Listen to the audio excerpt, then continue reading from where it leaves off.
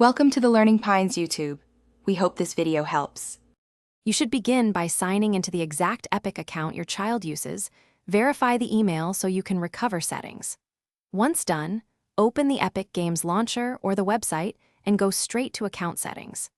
Make sure two-factor authentication and a secure password are enabled because parental controls depend on a protected account. Then find Parental Controls in the menu. Select it now so you can configure restrictions, rather than leaving them off by default. You will now create a 4-digit PIN that prevents kids from changing settings. Write it down somewhere safe. Next, set content age limits and toggle off mature content or specific features like voice/text chat to reduce exposure. Also, enable purchase restrictions so every store transaction needs your approval, or set a fixed monthly spending cap. Make sure to review friend requests and block unknown contacts. These choices shape daily behavior, so adjust them to match your family rules. You're almost done. Sign out and test the controls using your child's account to confirm purchases, chat, and content are blocked as intended.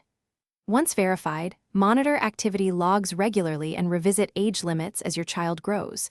Make sure settings evolve. If something goes wrong, try clearing the launcher cache, update the Epic client, or use the account recovery email to reset the PIN.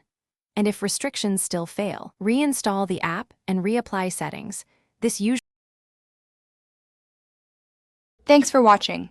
Consider subscribing if we helped you.